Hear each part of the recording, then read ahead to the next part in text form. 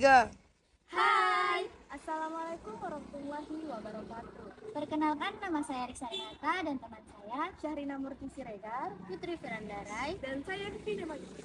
Nah, jadi di sini kami akan menjelaskan tentang Hubungan hukum internasional dan hubungan hukum nasional. Hukum internasional adalah kaidah-kaidah atau asas-asas yang mengatur hubungan atau persoalan yang melintasi batas-batas negara dari negara satu dan negara yang lain. Hukum internasional dapat didefinisikan menjadi sebagian besar hukum yang terdiri atas prinsip-prinsip atau peraturan-peraturan yang harus ditaati. Hukum internasional terbagi dua, yaitu hukum internasional publik dan hukum perdata internasional. Nah, apa itu hukum nasional? Nah, hukum nasional adalah hukum yang berlaku pada negara itu sendiri. Nah, hukum nasional Indonesia merupakan campuran dari hukum Eropa, hukum agama, dan hukum adat.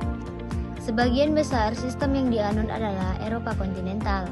Sistem hukum nasional adalah sistem yang berlaku di seluruh Indonesia. Sujono Sukanto menyebutkan bahwa masalah-masalah yang disebabkan oleh persoalan hukum adalah: yang pertama adalah elemen atau unsur-unsur sistem hukum.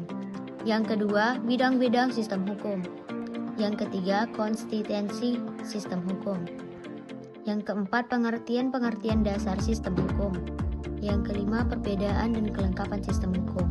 Nah, kita masuk ke hubungan hukum internasional dengan hukum nasional. Di dalam teori, ada dua pandangan tentang hukum internasional ini, yaitu pandangan yang dinamakan voluntaris. Paham dualisme yang bersumber pada teori bahwa daya ikat hukum internasional bersumberkan pada kemauan negara, maka hukum internasional dan hukum nasional merupakan dua sistem atau perangkat hukum yang terpisah satu dari yang lainnya. Akibat-akibat dari pandangan dari paham dualisme ini, bahwa menurut pandangan ini, kaidah-kaidah dari perangkat hukum yang satu tidak mungkin bersumberkan atau berdasarkan pada perangkat yang lainnya. Akibat kedua ialah menurut pandangan ini, tidak mungkin ada pertentangan antara kedua perangkat hukum itu. Paham monisme didasarkan atas pemikiran kesatuan daripada seluruh hukum yang mengatur hidup manusia. Dalam rangka pemikiran ini, hukum internasional dan hukum nasional merupakan dua bagian daripada satu kesatuan yang lebih besar, yaitu hukum yang mengatur kehidupan manusia. Akibat dari pandangan monisme ini ialah bahwa mungkin ada hubungan hierarki. Persoalan hierarki antara hukum nasional dan hukum internasional ialah yang melahirkan beberapa sudut pandang yang berbeda. Dalam aliran monisme mengenai masalah hukum manakah yang utama dalam hubungan antara hukum nasional dan hukum internasional, ada pihak yang menganggap bahwa dalam hubungan antara hukum internasional dan hukum nasional yang utama ialah hukum nasional.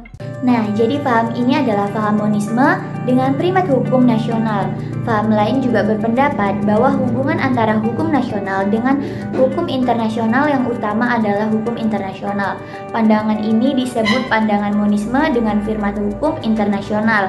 Ada juga alasan utama daripada anggapan ini adalah: yang pertama, bahwa tidak ada satu organisasi di atas negara-negara yang mengatur kehidupan negara-negara di dunia ini. Baru yang kedua, dasar daripada hukum internasional adalah terletak di dalam wewenang negara untuk mengadakan perjanjian internasional menjadi wewenang konstitusional.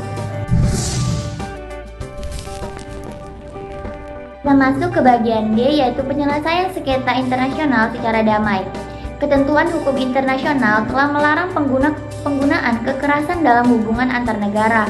Keharusan ini seperti tercantum pada pasal 1 Konvensi mengenai penyelesaian sengketa-sengketa secara damai yang ditandatangani di Den Haag pada tanggal 18 Oktober 1907, yang kemudian dikukuhkan oleh pasal 2 ayat 3 Piagam PBB dan selanjutnya oleh Deklarasi Prinsip-Prinsip Hukum Internasional mengenai hubungan kerjasama dan persahabatan antar negara. Nah, jadi penyelesaian secara damai itu dibagi menjadi 4. Yang pertama itu ada arbitrase. Jadi arbitrase ini adalah penyelesaian suatu perkara berdasarkan kebijaksanaan. Arbitrase juga merupakan penyerahan sengketa secara sukarela kepada pihak ketiga yang netral. Baru yang kedua itu adalah penyelesaian secara hukum atau judicial settlement. Jadi penyelesaian ini itu diputuskan oleh Mahkamah Internasional yang dibentuk dengan wajar yang menggunakan peraturan-peraturan hukum dalam menyelesaikan suatu perkara. Baru yang ketiga itu ada perundingan, perantaraan, dan pemeriksaan. Jadi perundingan, perantaraan, dan pemeriksaan ini adalah metode-metode penyelesaian yang kurang efektif atau terlalu formal daripada peradilan dan arbitrase. Baru yang keempat itu ada penyelesaian di bawah pimpinan Perserikatan Bangsa-Bangsa atau PBB. Nah, jadi penyelesaian di bawah pimpinan PBB, langkah yang dilakukan oleh PBB adalah mengirimkan pasukan perdamaian menjadi negosiator atau mediator.